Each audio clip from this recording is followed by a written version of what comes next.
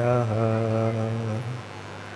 निर्मल जल सामान्य है जिनका चंदन से दिव्य वचन अक्षत सम अक्षत है श्रद्धा सुमनों सा सुंदर है तन नैवेद्य चरित्र ज्ञान है दीपक वसु विधि करते धूप दहन ध्यान सुफल है अर्घ समाधि मुनिवर तुमको नित्य नमन अनर्घ पद को पाने गुरुवर मेरा अर्घ समर्पित है एक जीवन क्या सौ सौ जीवन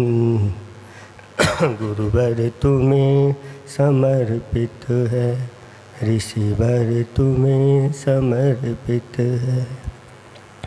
देवादिदेव 1008 आदि ब्रह्मा कैवल्य कमलापति श्री आदिनाथ भगवान की देवादिदेव 1008 घाटोल के वासु पूज्य भगवान की जय हो। देवादिदेव 1008 वर्तमान शासन नायक महावीर भगवान की जय हो।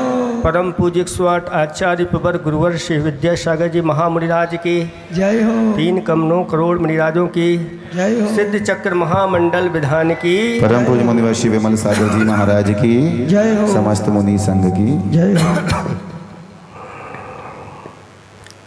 धर्म स्नेही बब्बात्माओं, आज सिद्ध चक्र विधान का ये दूसरा दिन है और जैसा हमने कहा था कि प्रतिदिन आप लोगों का उत्साह बढ़ते जाना चाहिए, वो थोड़ा थोड़ा नज़र आ रहा है। एक दिन आखिरी दिन जब 1024 गुरु पूर्णिमा के दिन गुरुदेव को स्मरण करते हुए अर्घ अब चढ़ाएंगे, तो उस दिन का उत्साह आप लोगों का कैसा होगा हैं देखेंगे। हम तो देखने आए हैं और क्या, घाटोल में कभी घाटा होने वाला नहीं।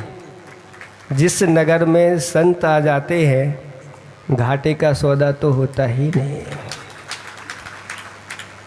क्योंकि आचार्य भगवंतों ने कहा है कि ये निर्ग्रंथ मुद्रा के धारी, रत्नात्रय के धारी, 28 मूल गुण के धारी, ये ऐसे रत्न हैं जिनको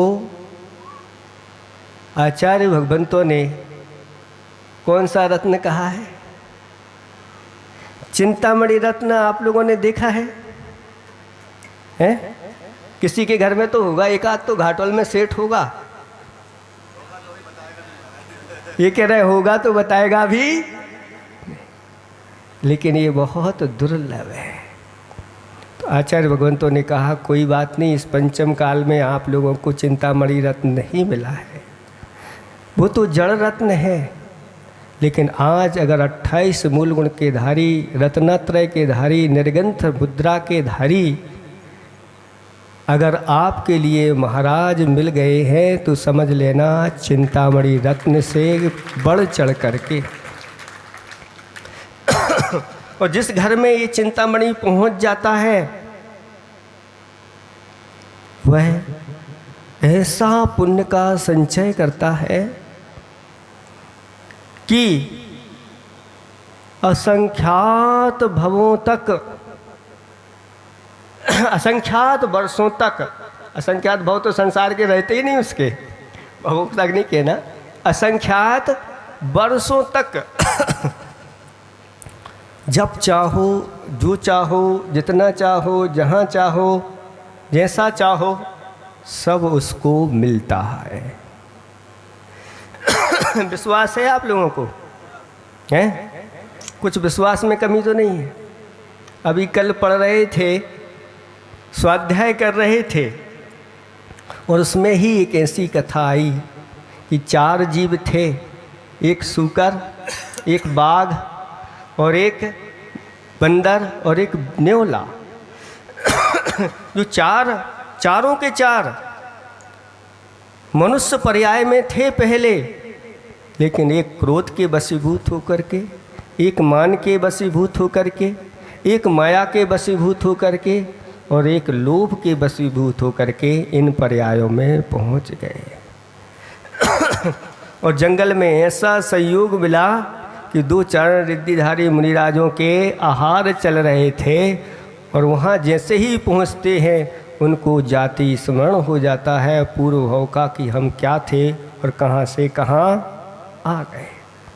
बस उन्होंने अपनी निंदा गर्हा आलोचना प्रारंभ कर दी, और चारों के चारों ने उन मुनिराज के आहार की अनुमोदना की। उसके फलस्वरूप मर करके उत्तम भूमि में 3 पल की आयु असंख्यात वर्षों तक उनके लिए कल्प वृक्षों के माध्यम से जो चाहिए है वो मिल जाता। जितने प्रकार के भोजन सामग्री चाहिए बनाने की कोई ज़रूरत नहीं, सब प्राप्त हो जाए। थाल भर भर के आ जाते। कौन से थाल में आते हैं भर करके? स्वर्ण के थाल में भर करके। ऐसे ही पेय पदार्थ जो चाहिए सब थाल में भर भर के उपस्थित हो जाते हैं। जो आपके मन में चिंतन करो, कल्पना करो, कल्प वृक्ष, आभूषण, जितने प्रकार के आभूषण चाहिए, बेश कीमती आभूषण सारे के सारे वहाँ पर आपको उपस्थित हो जाते हैं। जितने प्रकार के जैसे जो वस्त्र चाहिए हो खरीदने की वहाँ कोई नहीं, वहाँ कोई कर्म नहीं करना पड़ता है, वो भोग भूमि कहलाती है। इसलिए आप बहुत ही ये चरणों की रज महत्वपूर्ण हुआ करते हैं। कहते निर्ग्रंथों की चरण रज करती भव से पार, रिद्धि सिद्धि समृद्धि दे मोक्ष महल का द्वार।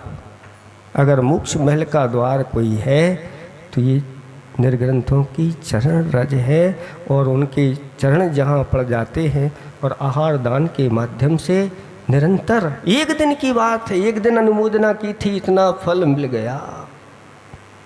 फिर घाटोल वालों के लिए तो 5 महीने मिल रहे हैं। वही महाराज कह रहे थे आपके अजित जी कि महाराज हम लोग श्रावकों को चिंता हो रही है, आप लोग अगर ऐसे उपवास करोगे तो हम लोगों का घाटोल में घाटा हो जाएगा। नहीं, घाटा तो होता ही नहीं है। शास्त्रों में वर्णन आता है कि जो श्रावक प्रतिदिन अपने लिए शुद्ध भोजन बनाता है सुन लो घाटोल वालों, और अगर आपने इस प्रकार की भावना की है कि हमारे यहाँ कोई ऐसे उत्तम मध्यम जघन्य पात्र आ जाएं और हम उनको आहार दान दे करके और फिर आहार करेंगे। उसके यहाँ अगर 5 महीने तक भी महाराज नहीं आए और 5 महीने ऐसा शुद्ध भोजन बना करके भावना करता है, 5 महीने का फल दान का, आहार दान का उसको मिलता है, ऐसा शास्त्रों में कहा गया है। महाराज भली नहीं मिले लेकिन पुण्य से तो वह निरंतर बढ़ता चला जाता है, क्योंकि वह दान के लिए पुरुषार्थ कर रहा है। यहाँ कुछ दिया भी नहीं, कहते हैं रंग चोखो हो जाए है, हर लगे ना फिटकरी, और रंग कुछ लगता नहीं, लेकिन भावों के माध्यम से वह सब कुछ संचय कर लेता है। ऐसी महिमा बताई गई है।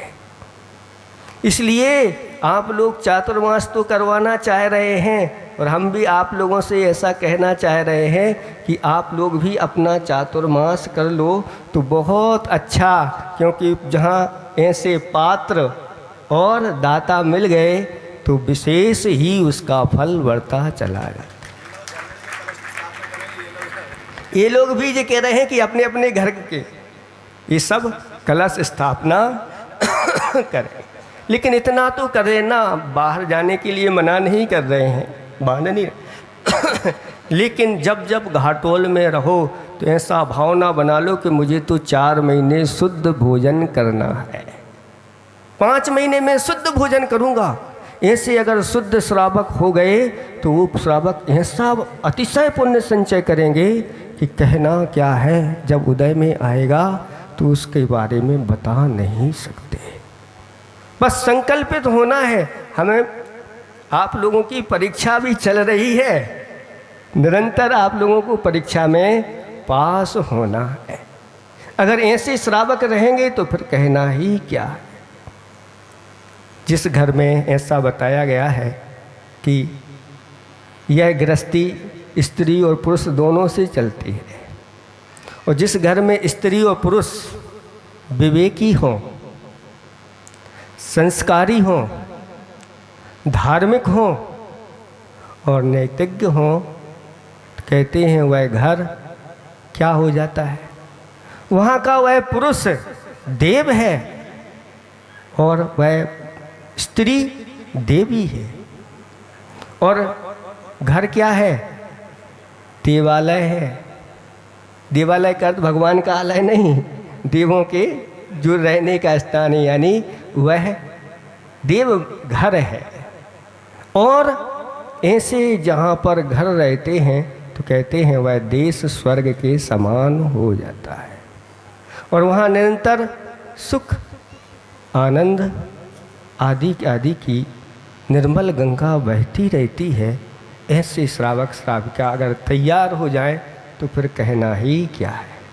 भक्ति में तो बहुत आगे बढ़ रहे हैं, लेकिन त्याग के माध्यम से भी आप लोगों को आगे बढ़ना है। अपने जीवन में ऐसे ही धर्म का बीजारोपण करना है। आचार्य भगवंत ने स्त्रियों के बहुत सारे नाम मूक माटी में लिखे हुए हैं। उसमें एक नाम दुहिता भी आया है।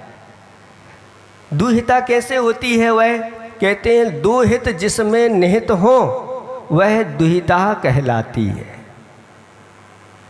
अपना हित स्वयं कर लेती है, पतित से पावन पति का जीवन भी हित से सहित कर देती है, जिससे वह दुहिता कहलाती है।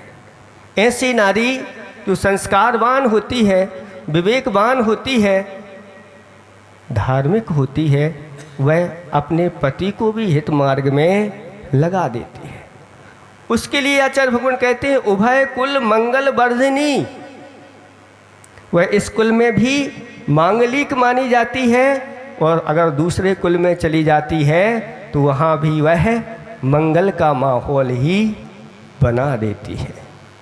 उभय कुल मंगल वर्धिनी, उभय लोक सुख सर्जनी, यानी दोनों लोकों के सुख का सर्जन कराने वाली होती है। इस भाव में भी ऐसे ही दान पुण्य के कार्य करके वह सुख सर्जन करती है, और आगे जा कर के भी वह बढ़ाती चली जाती है। सुपरहित संपादिका, कहीं रहकर किसी तरह भी हित का दोहन करती है, सो दुहिता कहलाती है। ऐसी नारी आचार्य भगवंत कहते हैं कि जहाँ हो तो वहाँ पर घर स्वर्ग जैसा हो जाता है, स्वर्ग जैसा माहौल बना रहता है। एक सुंदर नाम का नगर था, उसमें सुंदर सुंदर बगीचे, अच्छे सुंदर सुंदर मकान और सुंदर सुंदर चिनालय भी बने हुए थे। उस परिवार में एक सेठ और एक सेठानी और उनका एक पुत्र था। समय पाकर के पुत्र का विवाह है एक संस्कारित पुत्री के साथ करा दिया गया। चूंकि उस घर में कोई संस्कार नहीं थे धर्म के, ना मंदिर जाना, ना भगवान का नाम लेना, ना कोई दान आदि इस प्रकार से करना। लेकिन जब से वह पुत्र वधू घर में आई, धीरे धीरे उस घर में धार्मिक माहौल बनने लगा। जिस घर में कभी चौका नहीं लगा था, मुनिराजों का आगमन नहीं हुआ था, लेकिन उस बच्ची के आने के कारण से उस घर में शुद्ध भोजन तैयार हुआ और एक मुनिराज का पड़गाहन हो गया। मुनिराज बहुत कम उम्र के थे और भक्ति के साथ आहार दिया गया, लेकिन सबने आहार नहीं दिया। किसने नहीं दिया? तो ससुर रह गया था और बाकी उनके पतिदेव ने और सासू माँ ने आहार दिए। आहार देने के बाद नवदा भक्ति के साथ आहार दिए गए और आहार के बाद जब महाराज के निरंतराय आहार हो गए तो बाहर आकर के एक ऊंचे आसन पर महाराज बैठ गए। इतने में कहीं सेठ जी भी बाहर गए थे तो वो भी आकर के बैठ गए और वह पुत्र वधू मुनिराज के निकट बैठ कर के हाथ जोड़ कर के विनय के साथ वह कहती है, महाराज इतने सवेरे सवेरे कैसे आप, जबकि 11 लगभग बज चुके थे और 12 बजने वाले थे। आप लोगों के तो नहीं बज रहे 12 हैं? कहते हैं नहीं, जब समय पे भोजन नहीं मिले तो चेहरे पे क्या बज जाते हैं? ऐसा तो नहीं लग रहा आप लोगों को? नहीं महाराज, आपकी कृपा से और गुरुदेव की कृपा से तो यहाँ तो पोबारा हो रहा है। यहाँ तो हम लोगों के बारे न्यारे हो रहे हैं। तो महाराज ने कहा कि समय का पता नहीं था, समय का कोई भरोसा नहीं था। वहीं पर बैठा हुआ ससुर सब ये सुन रहा है और देख रहा है कि 12 बजने वाले हैं और ये कह रही है सुबह सुबह इतनी सवेरे सवेरे कैसे। और महाराज भी कह रहे हैं कि समय का कोई इन्हें पता ही नहीं, भरोसा नहीं समय का। फिर इसके बाद महाराज ने कहा कि बेटी तुम्हारी उम्र कितनी है? तो वह पुत्र वधू बोलती है कि महाराज श्री मैं 5 वर्ष की हूँ। कितने वर्ष की? 5 वर्ष की हूँ। तब फिर आश्चर्यचकित होकर के वह सुन रहा है। फिर पूछा कि तुम्हारे पतिदेव की आयु कितनी है? तो कहते हैं 3 वर्ष के हैं। फिर पूछा कि तुम्हारी सासू की उम्र कितनी है? तो कहते हैं 1 वर्ष की है। और तुम्हारे ससुर की उम्र कितनी है? तो कहते हैं अभी उनका तो जन्म नहीं हुआ है। अच्छा ये बताओ कि बासा खाती हो कि ताज़ा खाती हो? ये लोग बासा खाते हैं कि ताज़ा? तो वह कहती है ये सब बासा खाते हैं। अब तो उसका जब पारा बढ़ गया कि इतना ताज़ा ताज़ा अच्छा अच्छा सुस्वादु भोजन प्रतिदिन करती है और हम सब करते हैं और ये कह रही है बासा खाते हैं। और पूछा बेटी इस घर में धन कितना है? तो कहती है कि मात्र 11,000 रुपये। जबकि वह पूरे नगर के धनाढ्य सेठ थे, लेकिन सेठ होने के कारण से, कंजूसी या धार्मिक नहीं होने के कारण से, लेकिन बहू आ गई तो इतने 11,000 रुपये बहू के सामने एक बोली ले ली या दान कर दिया। तब ससुर जी का मूड खराब हो गया कि कैसी ये बहू है, ये पागल तो नहीं हो गई क्या? कैसी यदबा तड़बा बातें कर रही है।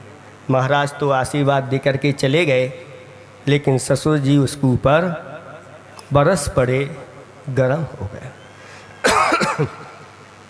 और वह क्षमा याचना करती है कि पापा जी, ताता जी, उस समय पापा नहीं चलते, पिताजी आदि आदि जो भी ताश्री आदि आदि, आप हमारे ऊपर गरम नहीं होएं और ये जो हमारी चर्चा हुई थी, ये धार्मिक चर्चा हुई थी, आप इसको समझ नहीं पाए। चलो एक बार फिर महाराज के पास चलते हैं और वही इनका समाधान करेंगे। और महाराज के पास मंदिर में पहुंच गए और पूछा कि महाराज ये सब इसका अर्थ क्या है, इसका आप खुलासा करिए। तो महाराज कहते हैं इसने जो पूछा था कि सवेरे सवेरे कैसे, यानी इसका ये कहना था कि इतनी अल्प उम्र में दीक्षा क्यों धारण कर ली। तो मैंने ये कहा था कि काल का कोई भरोसा नहीं, मृत्यु कब आकर के और जकड़ कर के ले जाए पता नहीं। इसलिए मैंने अपने जीवन में बहुत कम उम्र में ही वैराग धारण करके अपना कल्याण करने का मन बना लिया और कम उम्र में दीक्षा धारण कर ली। क्योंकि ये मनुष्य जीवन इसीलिए मिला है, संयम धारण करने के लिए मिला है। क्योंकि ये संयम नरकों में नहीं होता, ये संयम त्रियंचों में नहीं होता। एक देश तो हो जाता है लेकिन पूर्ण संयम उनमें नहीं होता। और देवों में तो संयम की गंध आती ही नहीं। अब ये संयम कहाँ? तो कहते हैं इस मनुष्य जीवन में ही ये संयम होता है। और अगर संयम को नहीं धारण किया और अगर मौत आकर के ले गई तो बहुत दुर्लभ है, ये अपने हाथ से छूट जाएगा। इसलिए अपने जीवन में जैसे भी हो संयम की भावना जगाना चाहिए। जब तक संयम को प्राप्त नहीं कर पा रहे हैं अपनी सुरक्षा कर लेना चाहिए। मूल गुण धारण करके, अणुव्रत आदि धारण करके अपनी सुरक्षा कर लो, फिर आगे जा कर के हम उनको भी ग्रहण करेंगे। फिर हमने पूछा था कि इसकी उम्र कितनी है, तो इसने बताया कि 5 वर्ष हमारी उम्र है। यानी 5 वर्षों से ये निरंतर धर्म कर रही है, इसके अंदर सम्यक्त की उत्पत्ति हो गई है और निरंतर दान पूजा में लगी रहती है। गुरुओं की संगति में आकर के इसके अंदर धर्म का बीजारोपण हुआ है। कहते हैं सच्चे माता पिता वही होते हैं जो स्वयं संस्कारित होते हैं और अपनी संतान को भी संस्कारित करते हैं। और ऐसे माता पिता अपनी संतान जो होती है उनको दुर्गति में नहीं जाने देती, दुर्गति में जाने से बचाती है। ऐसे लोग भी हुए हैं। एक राजस्थान के हमने सुना था कि एक ऐसी माता जिसने षष्ठम प्रतिमा धारण की थी, छठवीं प्रतिमा, और छठवीं प्रतिमा में क्या होता है?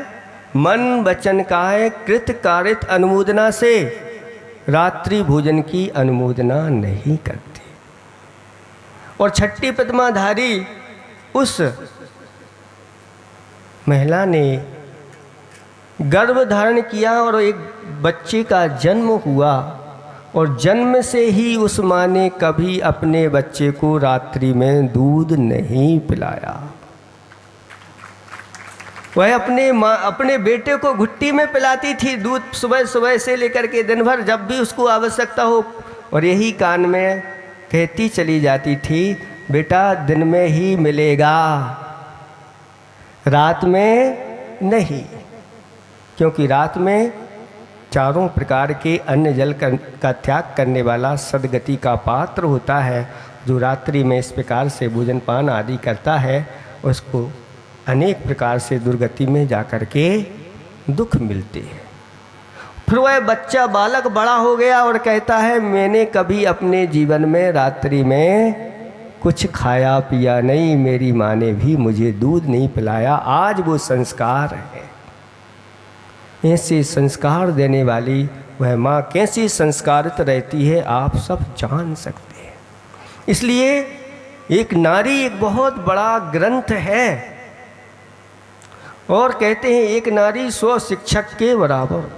100 शिक्षक भी वो संस्कार नहीं डाल पाते जो एक नारी अपनी संतान में संस्कार डाल देती है, घुट्टी में पिलाती चली जाती है। माँ मदालसा की तो सबने सुनी होगी कहानी कि उसने अपनी घुट्टी में बालकों को ऐसे संस्कार डाले कि एक एक करके सारे पुत्र दीक्षित होते चले गए। ये लोग कह रहे थे कि महाराज यहाँ पर ये लोग जो है ना, यहाँ की माटी ऐसी है, यहाँ से लोग ज़्यादा संयम धारण नहीं करते, दीक्षा आदि धारण नहीं करते। अभी भी एक भी यहाँ ऐसा नहीं है जो हमारे गुरुदेव के संग में एक आध घाटल से नहीं।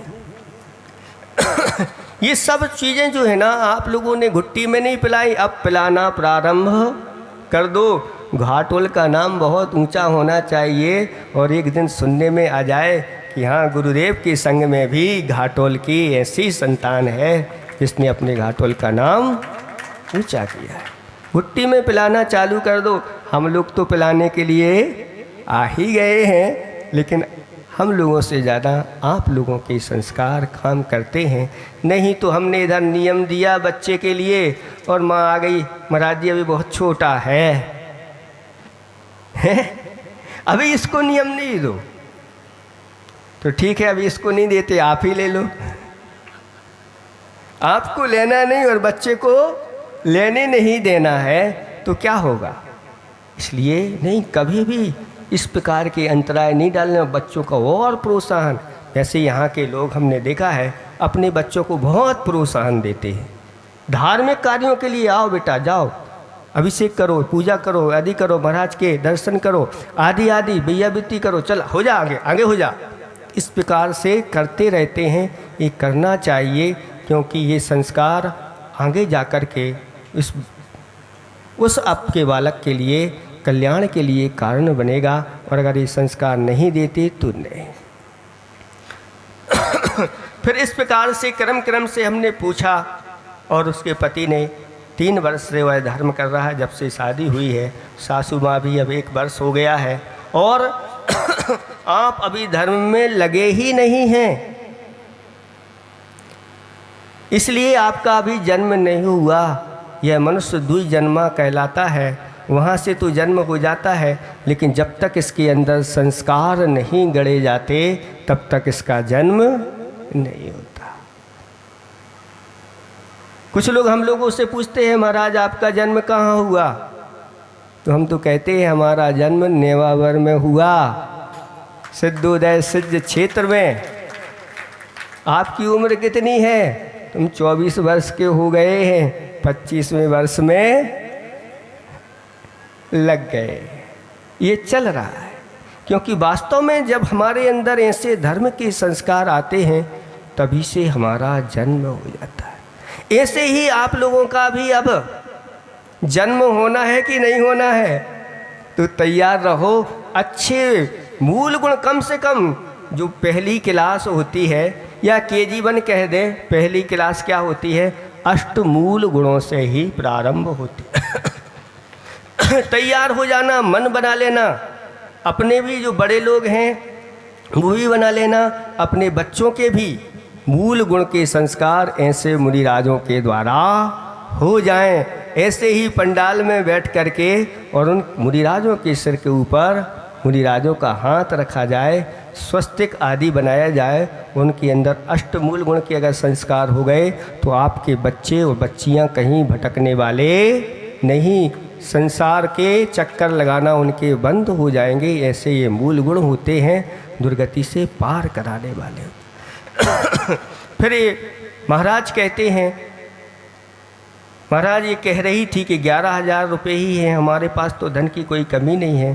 तो महाराज कहते हैं कि ये जो धन है सब यही आपका छूट जाएगा, ये आपका नहीं है। क्या आप इसको साथ में लेके जाओगे? सेठ जी कहते हैं नहीं। दुकान साथ में लेके जाओगे? नहीं। मकान साथ में लेके जाओगे? पुत्र पुत्री को तो लेके जाओगे नहीं, तो पत्नी को तो साथ में। महाराज हम जहाँ जाते हैं साथ में ही लेकर के जाते हैं। 7 जन्म का साथ है, जन्मों जन्मों का साथ है। कुछ लोग तो ऐसा भी कहते हैं। लेकिन जब यहाँ से जाते हैं तो सब यही छोड़ के जाते हैं। लेकिन साथ में क्या ले जाते हैं? कोई अपना धन साथ में लेके गया है क्या? लेकिन हम आपको उपाय बता देते हैं, आप पूरा का पूरा धन साथ में ले जा सकते हैं। बोलो, चाहिए उपाय ऐसा कि पूरा का पूरा धन हम सुनो, ध्यान से सुनो, पूरा का पूरा धन आप साथ में ले जाना चाहते हैं यहाँ से? आज ले लो, उपाय बहुत अच्छा है। देखो, कंजूस का धन तो यहीं पर सब यहीं छोड़ के जाता है। हम तो कहते हैं सबसे बड़ा कंजूस तो वो है जो अपना धन अपने साथ में लेकर के चला जाता है। और दानी त्यागी सबसे बड़ा कंजूस, क्योंकि वह अपना धन साथ में लेकर के चला जाता है। जितना आपने दान किया है वो आपका पक्का हो गया, आप ही का है। और जब उसको आपको अब ये जमा हो गया है, फिक्स हो गया है, जब ये मिलेगा तो उतना नहीं मिलता। कितना मिलता है? तो कहा गया है नीतिकारों ने कि अगर ब्याज पे धन दे दिया तो 10 वर्ष के बाद कितना हो जाता है? दूना हो जाता है। और कोई अच्छा व्यापारी हो तो चौगुना कर लेता है। और अच्छा कोई कृषक हो, किसान हो, भूमि में बो दे तो कई गुना कर लेता है। लेकिन यही धन अगर आपने धर्म रूपी भूमि में बो दिया, धर्म में लगा दिया, दान के साथ क्षेत्रों में लगा दिया, तो कितना फल मिलता है? तो कहते हैं अनंत गुणा फल की प्राप्ति होती है। ऐसा फल, इसका कोई माप नहीं है।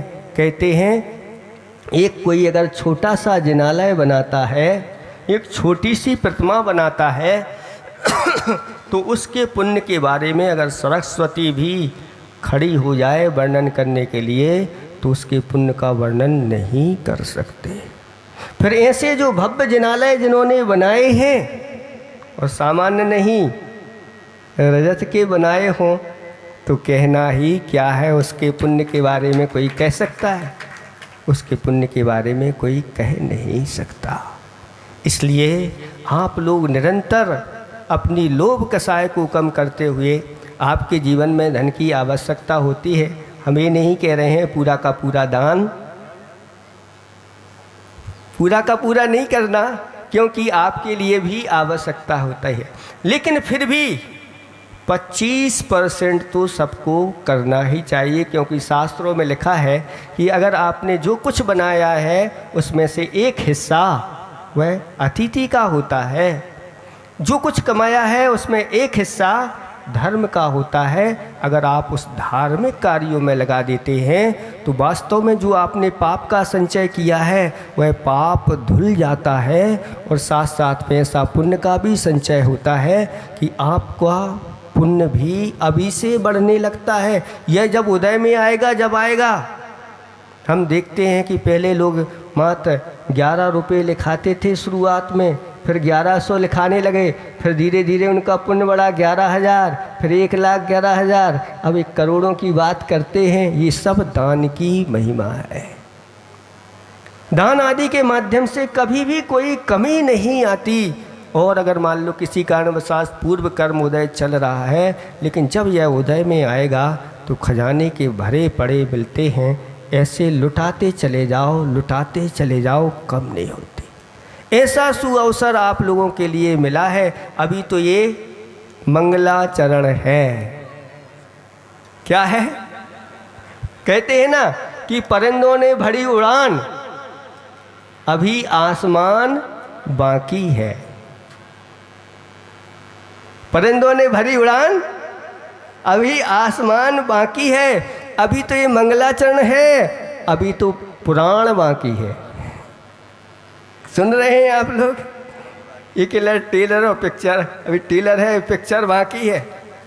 हम तो ये कहते हैं अभी तो ये मंगलाचरण है, अभी पुराण बाकी है। ऐसे संस्कार आप लोगों को लेना है और निरंतर ऐसे ही अब आपको मिलने वाले हैं, चातुर्मास मिलने वाले हैं। ऐसे ही आप लोगों को स्वाध्याय के माध्यम से अच्छे अच्छे संस्कारों को अपने अंदर गढ़ना है, अच्छे अच्छे गुणों को गढ़ना है और ऐसे स्वाध्यायशील आपको बनना है कि आप भी दूसरों को हित मार्ग पर लगा सको। ऐसे ही ये भी इस दूसरों को हित मार्ग पर लगाती चले। इस प्रकार से समय बहुत हो गया, क्योंकि आगे आपको विधान भी करना है। इतना ही हम पर्याप्त समझते हैं। आपको भी संस्कारित होना है। आप संस्कार हैं तो उस तरफ बैठी हुई वो सब संस्कृति हैं, अगर उनके अंदर संस्कार आते हैं तो उन्हीं के माध्यम से ये संस्कृति बनती चली जाती है। अपने बालिकाओं को आप लोग बाहर भेज करके, आज वर्तमान में बाहर भेजने का चल रहा है, ऐसा शास्त्रों में कहीं भी उल्लेख नहीं है। अपनी कन्या को कहीं भी छोड़ दिया, बाहर भेज दिया। अपनी कन्याओं से कभी नौकरी नहीं करवाना, कभी जॉब आदि नहीं करवाना, ये बहुत ही जघन्य कार्य कहलाता है। एक खाई को है क्या पसंद है, कुशील नौकरानी या सील रानी? क्या पसंद है, कुशील नौकरानी या सील रानी? तो सभी कहेंगे सील रानी, है ना। तो आप अपनी बच्चियों को महारानी बनाओ, बहुरानी बनाओ, सेठानी बनाओ, सील रानी बनाओ, लेकिन उनको नौकरानी नहीं बनाना। किसी प्रकार से दूसरों के यहाँ जाकर के वह नौकरी करें और यहाँ सेवा करने के लिए भागें और दूसरों की जगह जा कर के 8-8 घंटे तक सेवा दे रही है। ये आप लोगों की नहीं। आप लोग बहुत पुण्यात्मा हैं, आप सब सिद्ध चक्र में बैठे हैं, आप लोगों का पुण्य बहुत तीव्र है, कमी आने वाली नहीं है। इसलिए अपने संस्कारों को बचा के रखना। हाँ, किसी के अंदर से भावना होती है कि मुझे बहुत उच्च पदों पर पहुंचना है, वो बात अलग है, उच्च पदों पर पहुंचना। लेकिन उच्च पदों पर पहुंच करके भी अगर वहां जा कर के निंद कार्य कर दिए या पाप के लिए समर्थन कर दिया तो पतन हो जाएगा। इसलिए आचार्य भगवान कहते हैं कि अनेक बार हमारा उत्थान हो करके पतन हुआ है, बहु बार पतन हुआ है, लेकिन सही उत्थान वही होता है जिसमें कभी पतन ना हो, सम्मान ही सम्मान मिले। इन्हीं भावना के साथ अहिंसा परमो धर्म की बहुत सुंदर